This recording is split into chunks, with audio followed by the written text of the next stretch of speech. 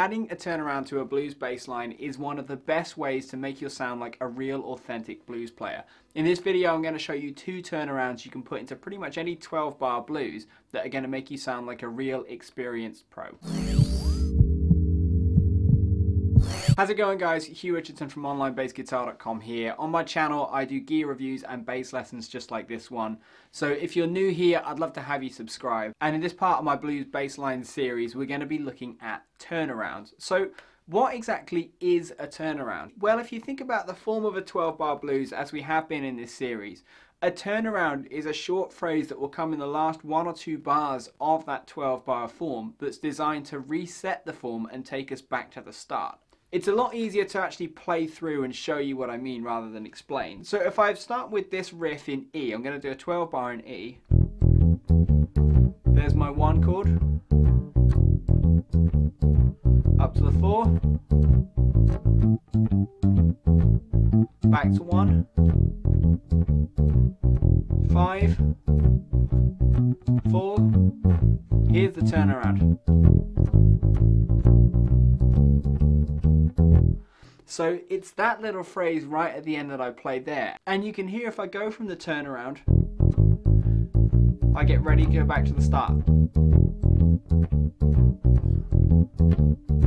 So you can hear there how that's resetting the form and taking me back to the very starting point of that 12-bar form. Hence the name turnaround. It literally restarts the whole thing, turns us around if you like, goes from the end back to the start, and we can cycle through again. So the one I played just there, we start on a low E, we go through a G sharp, 4th fret of the E string, A, 5th fret of the E string, A sharp or a B flat, B, and then we go C sharp, D, D sharp, and you can hear that wants to lead back to the E there. So we will put that in place of the last 2 bars of this 12-bar form. So I'll run through the whole thing again.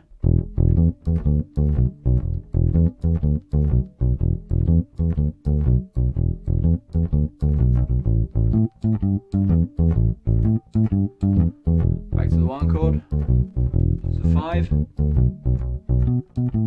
4, turn around.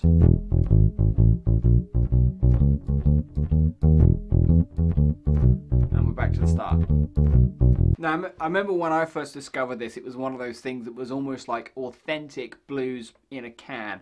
Every time I use this, it made me sound like a much more experienced blues player. It made me sound like I really knew what I was doing. And if this is unlocking a similar kind of thing for you, this is sounding really, really authentically bluesy to you, leave me a comment below, let me know about it. But at this point, we are only halfway through this. Remember, we got 2 blues turnarounds to go through, so stick with me for just a minute. So this second turnaround, rather than ascending through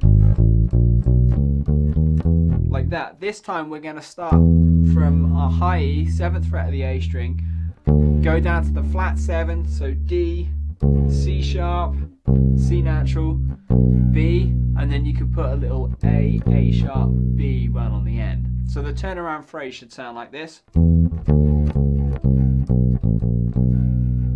So there's a little bit more space in this one at the end. We've got that slightly different rhythmic phrase on the end of it, and we leave that B to hang just on the end there. So the whole phrase should sound like this. So this time, if I actually put that into the 12-bar sequence, it's going to come in the same place. It's going to come right in those last 2 bars. So I'll play through from the start.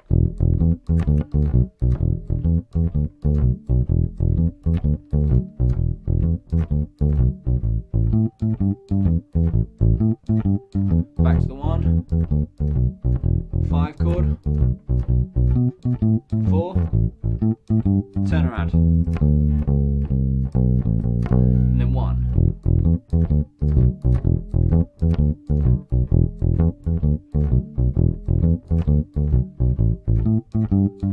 And we can change these turnarounds around if we want, so they're interchangeable.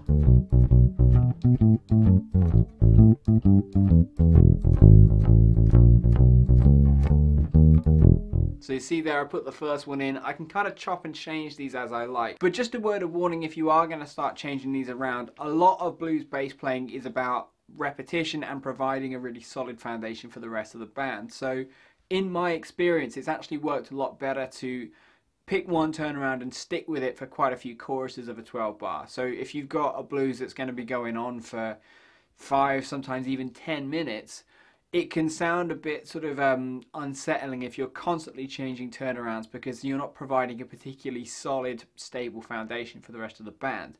I often think it's best to pick one, stick with it for 4, 5, perhaps even 6 choruses, maybe change it as solos or the tune starts to develop and evolve a little bit. So if this is something you're going to incorporate into your own playing, tell me about it, leave me a comment below. And of course, if you found this video useful, don't forget to like, comment and subscribe. And seeing as you're watching this video and trying to improve your blues bass playing, don't forget to check out the rest of my blues bassline series, which you can do by clicking the card up here. Thanks very much for watching, guys. See you real soon.